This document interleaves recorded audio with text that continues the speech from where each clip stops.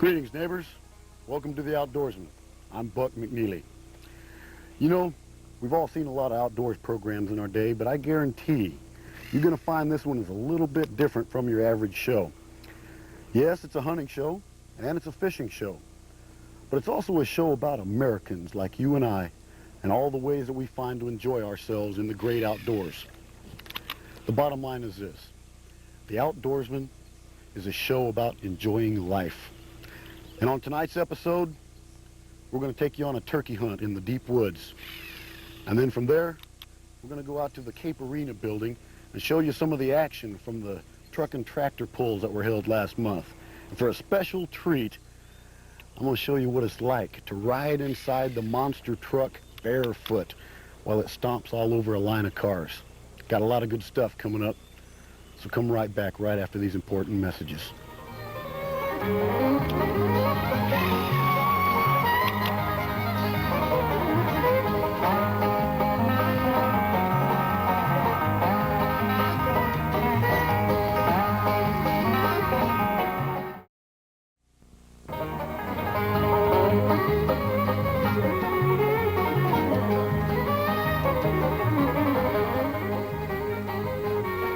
Let me tell you about one spring morning when I was turkey hunting. I'd been sitting on my butt for over 2 hours. My knees were starting to stiffen, and I was seriously trying to remember what a gobbler looked like. I'll give it 30 more minutes, then I'll move, I promised myself. 15 minutes. I'd only seen 4 squirrels all morning, but fortunately had never heard the irritating chirp of some other hunter's slate call. Shortly after dawn, I thought I heard a faint gobble in the distance, but I received no response to my hen clucks. Boy, that roast beef sandwich sure would taste good right about now. But so would a turkey dinner. Yeah, but knowing my luck, there's probably a flock of turkeys just out of sight over that hill there, laughing at my calling abilities. Yeah, but what if there's no turkeys within 20 miles of this spot? And I hate, most of all, giving bugs and fleas a free meal.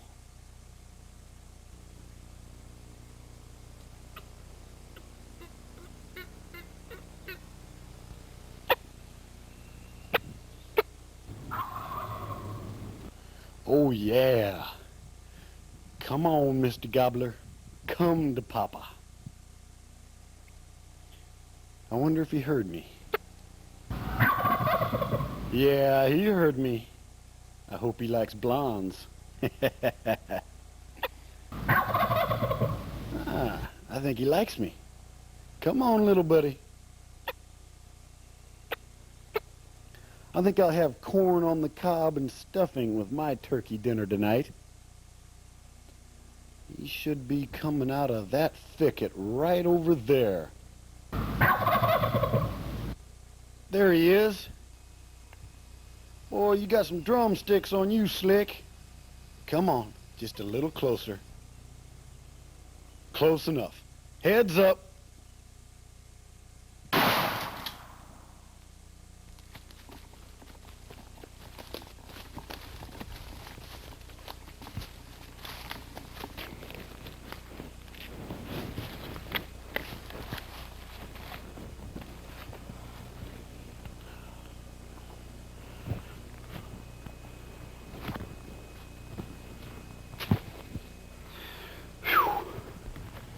I remember Grandpa always telling me when I was young, yeah, first thing you want to do is always tag your turkey.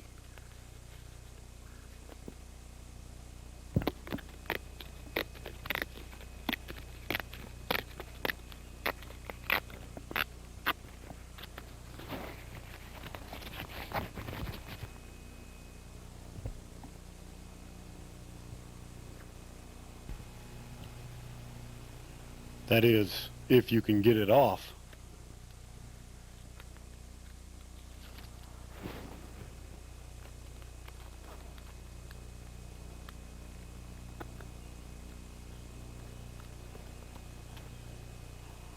Yeah, check out those spurs.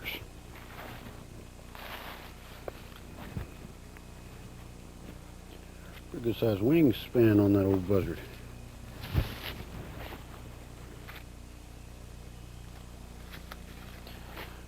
You know, wild turkeys got some of the most beautiful coloration in their feathers. Look at those bronze. Beautiful.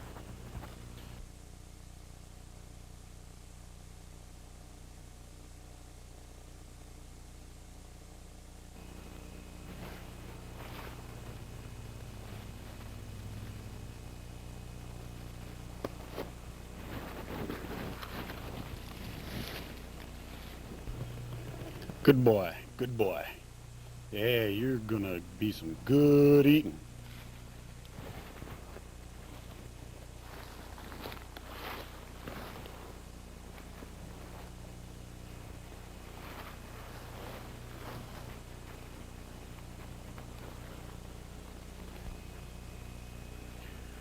Well, according to the old timers, this is supposed to be how it's done.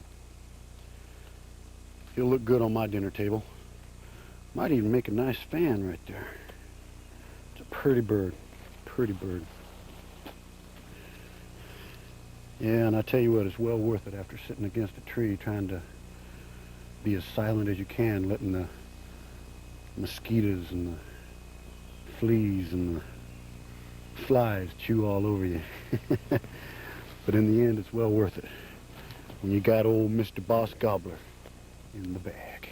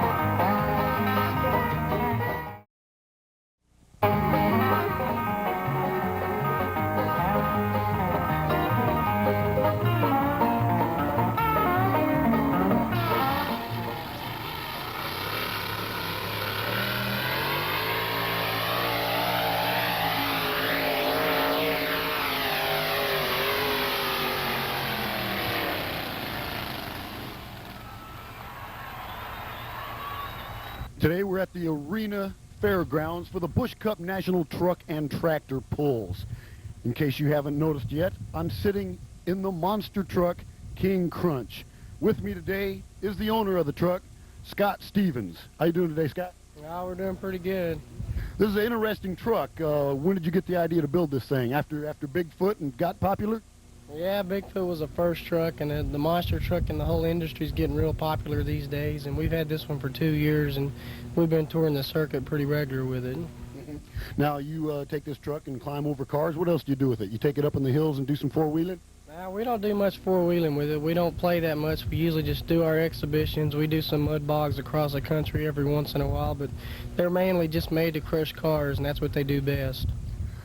I'm sure you've been asked this question many times before, but what kind of money do you have tied up in a truck like this? You can build a pretty good one for about $70,000, and the hard part's just keeping them together. You know, it's easy to build them, but keeping them together every week's the hard part. I understand. What kind of engine do you have in this truck? We're just running a small block Chevrolet 355 cubic inch motor. The truck and tractor pulls. The object here is to pull the sled farther than anybody else. Right. Speed has nothing to do in this sport. You start off at the pan on the sled, and it has the weight transfer is what goes up. And when you start off in the hole, you back your tractor up, and they're going to hook you up with a chain, and they have a safety chain. Then they'll have a kill switch.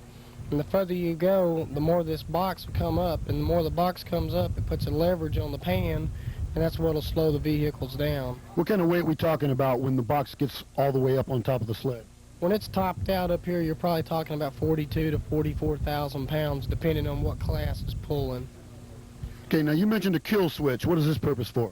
It's mainly a safety switch that was originated for the indoor arenas, because in indoors you're pulling a lot of times on a 200-foot track and you're going right up to a wall. Well, indoors, if it breaks loose, it's going to go right into the wall. A lot of the tractors have 140 mile an hour gear speed and the sled's going 30 miles an hour.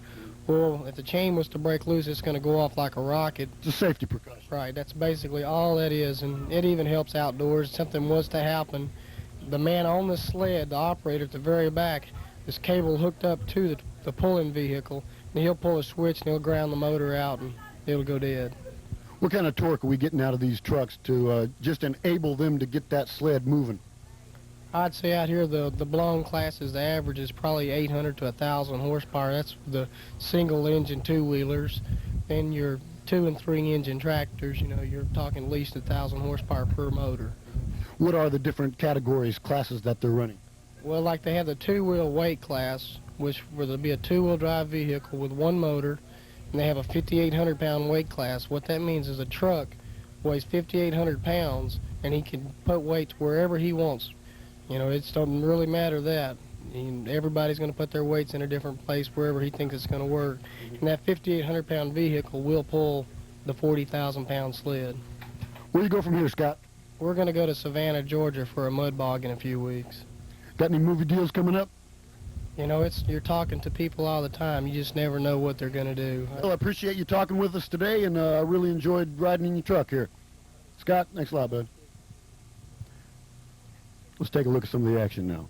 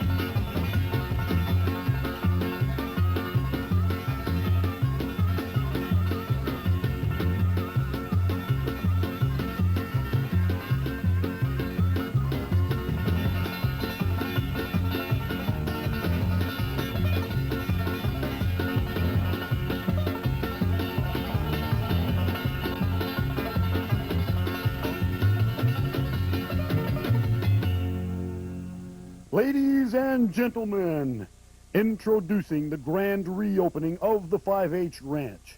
Bring the kids and come visit our exotic animals. Meet Crusher, the grizzly bear. Feed a peanut to our baby elephant. Come romp with the baby camels. Then meet JD the super chimp. For a barrel of fun, bring all the gang to 5H Ranch between Cape and Jackson off Route W. I need a new experience. Did you know you could learn how to scuba dive right here in southeast Missouri? Come on, show me. The Academy of Scuba Training will teach you to be a fully certified diver in just 2 weekends. It's inexpensive, and you can enjoy local diving as well as exciting club excursions to Florida and the Caribbean. Well, how do you like it? Fantastic.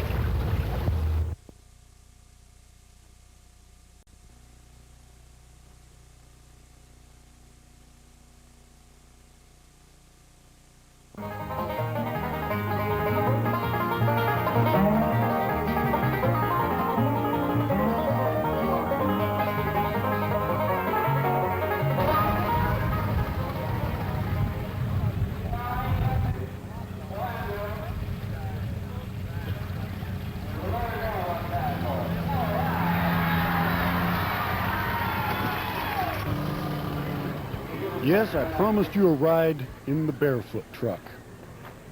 We're going to get to that in just a moment. The show opened with the little barefoot truck popping his wheelies, and then we'll show you what it looks like from the outside of the big barefoot truck.